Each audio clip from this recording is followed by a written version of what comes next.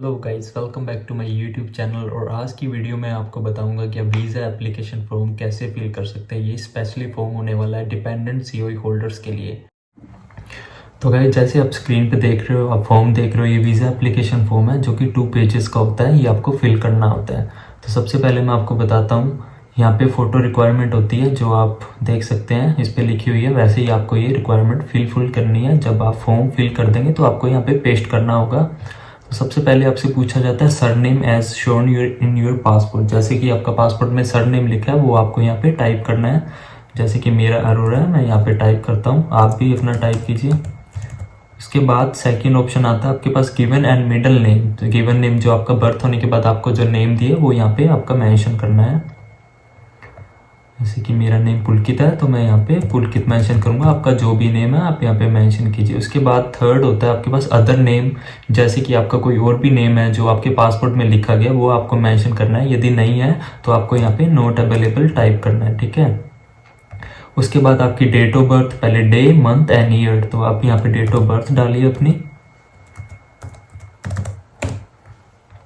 उसके बाद आता है आपके पास प्लेस ऑफ बर्थ। सबसे पहले सिटी, स्टेट एंड कंट्री। सबसे पहले आपका प्लेस जहाँ पे आपका बर्थ हुआ आपके पासपोर्ट में लिखा हुआ आप वो टाइप कीजिए। जैसे मैं मेरा टाइप कर रहा हूँ, पहले सिटी आएगी, फिर स्टेट आएगी, उसके बाद आपका कंट्री आ जाएगा, ठीक है। उसके बाद आपसे पूछा जाता है मेल है या फीमेल है। आप मेल है तो मेल पे क्लिक कीजिए, फीमेल है तो फीमेल पे क्लिक कीजिए। जब आप क्लिक करेंगे, कंप्यूटर से फिल कर रहे हैं, तो यहाँ पे क्रॉस का निशान आएगा, इससे कोई टेंशन वाली बात नहीं है। उसके बाद आपका मैरिटल स्टेटस पूछा जाएगा। मैरिटल स्टेटस आप सिंगल है, मैरिड है। यदि आप मैरिड हैं तो आप मैरिड पे क्लिक कीजिए। यदि आपके हस्बैंड या वाइफ आपको बुला रहे हैं तो डेफिनेटली आप मैरिड होंगे। यदि आपके फादर ये बुला रहे हैं तो भी आप देखिए कि आप मैरिड हैं या नहीं है, वो आपको देखना है। उसके बाद आपके पास ऑप्शन आता है नेशनैलिटी एंड सिटीजनशिप। आप यहाँ पे ऑप्शन देख भी सकते हैं। यदि आप इंडियन हैं तो आप यहाँ पे देखिए, यहाँ पे ऑप्शन आएगा आपके पास। यहाँ पे इंडिया, मैं इंडियन हूँ तो मैं यहाँ पे इंडिया लिखूंगा। उसके बाद आपके पास ऑप्शन आता है फॉर्मर एंड अदर नेशनैलिटी। यदि आपके पास कोई और भी अदर नेशनैलिटी है तो आपको यहाँ पे टाइप करना, नहीं है तो नॉट अवेलेबल आपको यहाँ पे मेंशन करना होगा। उसके बाद आपके पास ऑप्शन आता है ID number issued you by your government. जैसे आप इंडिया से हैं तो आपको आपका आधार कार्ड डालना पड़ेगा। मैं यहाँ पे टाइप कर रहा हूँ, आप अपना आधार कार्ड यहाँ पे डाल देना।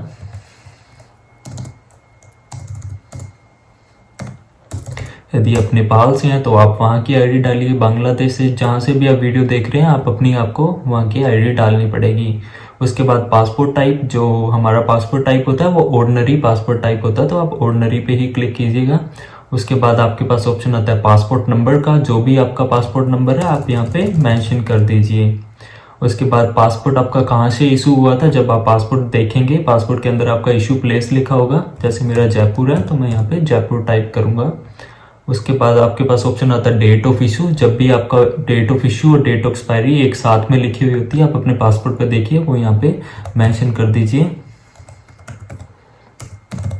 उसके बाद आपके पास आता है डेट ऑफ एक्सपायरी, तो आप डेट ऑफ एक्सपायरी मेंशन कीजिए, ठीक है। उसके बाद आता है इशूइंग अथॉरिटी। इशूइंग अथॉरिटी हर कंट्री का अलग अलग होता है। इंडिया का मिनिस्टर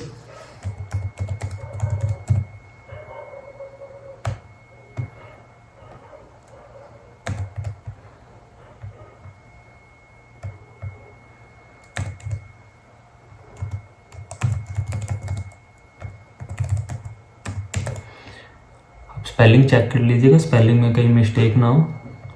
उसके बाद आता है purpose of visit to Japan, यानी आपका क्या पर्पस है। यदि आपके हस्बैंड या वाइफ ने अपने बिहाफ पे सीओई लेके दिए तो मतलब आप अपने उनके वाइफ या हस्बैंड के पास रहने जा रहे हो। यदि आपके फादर या सिस्टर ने इनवाइट किया तो आप सिस्टर के पास रहने जा रहे हो। तो जैसे मैं यहाँ पे लिखता हूँ फॉर, जैसे मुझे मेरी वाइफ ने इन्वाइट किया तो मैं लिखूंगा for live with my wife as dependent. यदि आपके फादर ने इनवाइट किया तो आप लिखिए for live with my father as dependent. जिसने आपका सीओई लेके दिया आप उसके पास ही जा रहे हो ना। डिपेंडेंट का मतलब यही होता है कि आप किसी के डिपेंड पे जा रहे हो, तो आपको उनका ही मेंशन करना पड़ेगा। For live with my wife as dependent, या for live with my father as dependent, या फिर for live with my sister as dependent. जो भी है वो आपको पता होगा, आपका जिसने भी सीओई लेके दिया उनके साथ आपका क्या रिलेशन है। उसके बाद आता है initial length of stay in Japan, यानी आप कितना टाइम रहना चाह रहे हैं। जो आपकी सीओई के ऊपर मेंशन होता है आप वो मेंशन कीजिए। मेरा 1 ईयर है तो मैं 1 ईयर मेंशन करूंगा। उसके बाद आपके पास आता है date of arrival in Japan, यानी कि आप जापान कब जा रहे हैं। जिस दिन भी आप वीज़ा अप्लाई करेंगे उसके 15 से 20 दिन का ये डेट डालिए। जैसे मैं डाल देता हूँ 20 जैन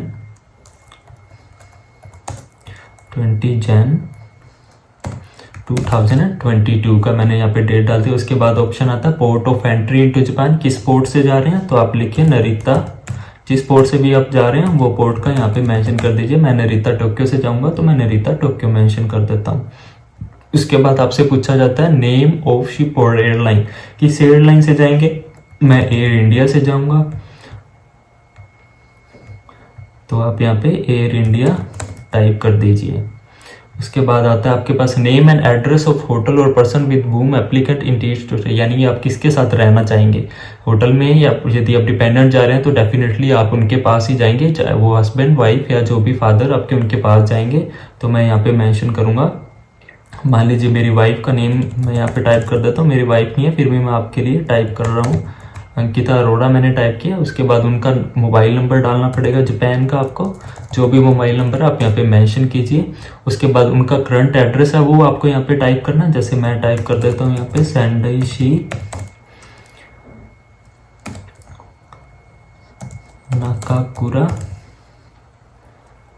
नीमारुनी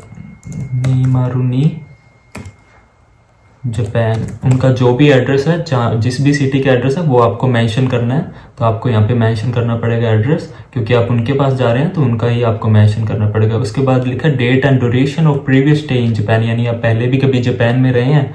यदि आप रहे हैं तो आपको मेंशन करना पड़ेगा कि आप किस तारीख से किस तारीख रहे हैं। यदि आप नहीं रहे हैं तो आपको नॉट अवेलेबल मेंशन करना है। यदि आप रहे हैं तो आपको लिखना पड़ेगा कि मैं जिस तारीख को गया था, मान लीजिए मैं 8/12/2018 में गया था। उसके बाद 2/12/9/2021 तक मैं वहाँ रहा हूँ, यानी इस तारीख को मैं वापस आ गया था। ये आपको मेंशन करना पड़ेगा, और जितने मंथ का ड्यूरेशन बनेगा वो आपको आगे मेंशन करना पड़ेगा। मान लीजिए आप 20 मंथ्स रहे हैं तो आपको 20 मंथ यहाँ पे टाइप करना पड़ेगा। यदि आप नहीं रहे हैं तो आप टाइप कर दीजिए नॉट अवेलेबल, ठीक है। उसके बाद आपसे पूछा जाता है योर करंट रेजिडेंशियल एड्रेस, यानी कि आपका अभी इंडिया में क्या एड्रेस है, इंडिया से या नेपाल से, जहाँ से भी आपका अभी एड्रेस क्या है। मान लीजिए मेरा एड्रेस है, मैं यहाँ पे टाइप करता हूँ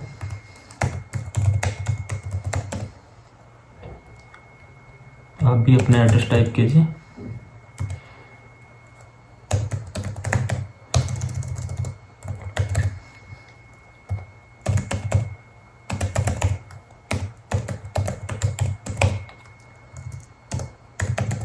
आप भी अपना एड्रेस टाइप कीजिए यहाँ पे।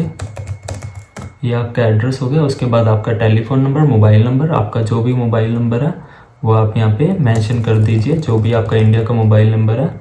उसके बाद आपके पास ऑप्शन आता है कि करंट प्रोफेशन और ऑक्यूपेशनल पोजीशन, यानी कि आप अभी जहाँ से भी आप अप्लाई कर रहे हैं, मान लीजिए आप इंडिया में हैं, इंडियन है, तो आपका अभी आप क्या काम करते हैं। मान लीजिए कुछ भी नहीं करते हैं तो नॉट अवेलेबल लिखिए, और यहाँ पे नेम भी आएगा, यहाँ पे भी नॉट अवेलेबल मेंशन कर दीजिए, क्योंकि आप कुछ भी नहीं करते हैं तो आपका एम्प्लॉयर नहीं है। यदि आप कुछ करते हैं तो आपको लिखना पड़ेगा। मान लीजिए आप टीचर हैं तो आप लिखिए मैं टीचर हूँ। उसके बाद किस चीज़ के टीचर हैं वो आपको पता है, आप किस चीज़ के टीचर हैं, या जो भी आपकी ऑक्यूपेशन प्रोफेशन है। मान लीजिए मैं जैपनीज़ लैंग्वेज टीचर हूँ तो मैं यहाँ पे जैपनीज़ लैंग्वेज टीचर मेंशन करूँगा। आपको भी यही करना है। उसके बाद किस कंपनी में या एम्प्लॉयर ने, मान लीजिए मेरी इकिगाई, मैं इकिगाई ग्लोबल में मैं पढ़ाता हूँ। उसके बाद मैं 000 टेलीफोन नंबर जो भी आपको मेंशन करना है। उसके बाद वहाँ का जो भी एड्रेस है आपको मेंशन कर देना है। मैं ऐसे ही आपको करके बता रहा हूँ, आपको वहाँ पे अपने एम्प्लॉयर का एड्रेस मेंशन करना पड़ेगा। ये हो गया हमारा फर्स्ट पेज। उसके बाद आते हैं हम सेकंड पेज पे। सेकंड पेज पे सबसे पहले आपके पास है पार्टनर्स प्रोफेशन ऑक्यूपेशन, जहाँ पे स्टार लगा हुआ है ये यहाँ पे आपको फिल करने की जरूरत नहीं है, आप इसको ऐसे ही छोड़ देना। उसके बाद ग्रंटर और रेफरेंस इन जापान, यानी आपका ग्रंटर कौन है, जिसने आपको सीओई लेके दी है, वो आपके हस्बैंड है, वाइफ है, जिनका भी नाम आपने पहले ऊपर मेंशन किया था वो आपको यहाँ पे कर लेना है। जैसे मैंने किया था अंकिता अरोड़ा मान लीजिए आपको अपने हस्बैंड ने लेके दिए, तो आपको अपने हस्बैंड का नेम लिखना है यहाँ पे। फादर जिसके बिहाफ पे आपका सीओई आया उनका यहाँ पे आपको नेम और आपको उनका जापान का नंबर मेंशन करना पड़ेगा। उसके बाद उनका एड्रेस जो मैंने पहले लिखा था, सेंडाइशी नाकाकुरा नीमारुनी जापान, ये आपको एड्रेस लिखना पड़ेगा जो भी उनका एड्रेस है। उसके बाद उनका डेट ऑफ बर्थ आएगा, जो भी उनका डेट ऑफ बर्थ है आप मेंशन कीजिए यहाँ पे। मैंने डेट ऑफ बर्थ मेंशन कर दीजिए। अब वो फीमेल है, मान लो मेरी वाइफ ने मुझे इनवाइट किया तो मैं यहाँ पे फीमेल सिलेक्ट करूंगा। उसके बाद रिलेशनशिप टू एप्लीकेंट, मान लीजिए वो मेरी वाइफ है तो मैं यहाँ पे स्पाउस मेंशन कर दूंगा कि हम पति पत्नी का हमारा रिलेशन है। उसके बाद आएगा प्रोफेशन और ऑक्यूपेशन पोजीशन, यानी कि वो क्या काम करते हैं। मान लीजिए वो वर्किंग वीजा पे हैं तो आप लिखिए कंपनी एम्प्लॉय, और बाकी उनको पता होगा कि उनका क्या काम है कंपनी में, वो आप यहाँ पे इसके साथ मेंशन कर दीजिए कि क्या काम करते हैं वो। उसके बाद नेशनलिटी, उनकी क्या नेशनलिटी है, वो इंडियन है तो मैं यहाँ पे इंडिया टाइप करूंगा। यहाँ पे इंडियन भी लिख सकते हैं और इंडिया भी लिख सकते हैं। उसके बाद इमिग्रेशन स्टेटस क्या, जो उनका जायरो कार्ड होगा उसके ऊपर इमिग्रेशन स्टेटस लिखा होगा। जो वर्किंग वीजा पे वो डिपेंड करता है कि वो किस कैटेगरी में है। मान लीजिए वो ह्यूमैनिटेरियन में है तो आप जो भी स्टेटस होगा आपको टाइप करना है, यानी कि जो भी स्टेटस है वो आप आगे यहाँ पे टाइप कर, कार्ड के ऊपर लिखा होगा स्टेटस के इधर लिखा हुआ होता है इंग्लिश में कि क्या स्टेटस है उनका, तो आप यहाँ पे टाइप कर दीजिएगा।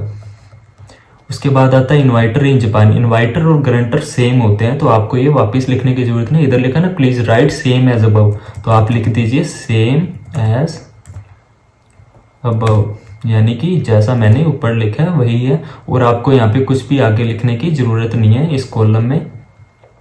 उसके बाद आपके पास आता है remark special circumstances if any, यहाँ पे लिखने की कोई जरूरत नहीं होती है, आप नॉट अवेलेबल लिख दीजिए क्योंकि जहाँ पे स्टार लिखा है वो आपको जरूरत नहीं। उसके बाद आपसे पूछा जाता है हैव यू एवर, यानी आप किसी कंट्री में गए हैं या आपने जिस कंट्री में रहते हैं वहाँ पे कभी क्राइम किया है, यदि किया है तो यस, वरना नो लिखिएगा। आपको कभी जेल हुई है, नो। आप कभी डिपोर्ट हुए हैं, नो। आप कभी ड्रग ऑफेंस में पकड़े गए हैं, नो। यानी कभी प्रोस्टिट्यूशन वाले ऐसा कुछ आपने किया है, नो। उसके बाद आता है ट्रैफिकिंग पर्सन, जो भी है आपको पता है आपने ऐसा कुछ क्राइम किया है या कभी आप डिपोर्ट हुए हैं तो वो आपको लिखना पड़ेगा यहाँ पे। और यदि कोई रीजन है, आपने यस लिखा कहीं पे तो उसका यहाँ पे आपको रीजन मेंशन करना पड़ेगा कि मैं क्यों हुआ था। उसके बाद आता है आपके पास डेट ऑफ एप्लीकेशन। जब आप ये प्रिंट कर लेंगे ना फॉर्म, तब भी आप लिख सकते हैं डेट ऑफ एप्लीकेशन, पेन से लिख सकते हैं और सिग्नेचर आप यहाँ पे कर दीजिए। मान लीजिए मैं यहाँ पे लिख देता हूँ, मैं आज की तारीख डाल देता हूँ 6 जनवरी 2022।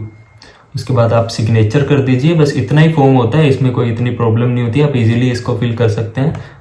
तो आप देख रहे हैं कि इतना ही फॉर्म है। बस आपको थोड़ा केयर करना होता है कि आपको जिसने सीओई लेके दिया है उसका ही मेंशन कीजिए, आप किसी थर्ड पर्सन का मत लिख देना, क्योंकि उनके पास सब डेटा होता है ना कि आप किसके पास जा रहे हैं। मान लीजिए आप अपनी वाइफ के पास जा रहे हैं जिन्होंने आपका गारंटर बने और आप अपने किसी और रिलेटिव को मेंशन कर रहे हैं, तो ये मिसमैच हो जाएगा ना, क्योंकि आपकी वाइफ या हस्बैंड या आपके फादर ने आपको सीओई लेके दिया और आप किसी और को गारंटर यहाँ पे फिल कर देंगे तो प्रॉब्लम हो जाएगी। तो ये बिल्कुल इजी सा फॉर्म है। आपके पास पासपोर्ट और आपकी आईडी होनी चाहिए, तो आप बिल्कुल इजीली से इसको भर सकते हैं। यदि आप कंप्यूटर से नहीं भरना चाहते हैं, तो मान लीजिए ऑनलाइन नहीं भरना चाहते, तो आप ऑफलाइन भी इसको भर सकते हैं। तो आई होप कि आपके लिए वीडियो बहुत ईजी होगी, आपको ये ईजी बनाएगी फॉर्म फिल करने के लिए। यदि आप कुछ और भी पूछना चाहते हैं तो आप कमेंट बॉक्स में मुझसे पूछ सकते हैं, मैं आपको बिल्कुल क्लियर कर दूंगा आपके जो भी डाउट्स होंगे। यदि आपको कुछ समझ नहीं आ रहा है तो ओके, सी यू। आप वीडियो को लाइक करना, सब्सक्राइब करना और शेयर जरूर करना जो लोग ये फॉर्म भरना चाहते हैं और जिनको प्रॉब्लम आ रही है। Okay, see you in the next vlog. Thank you.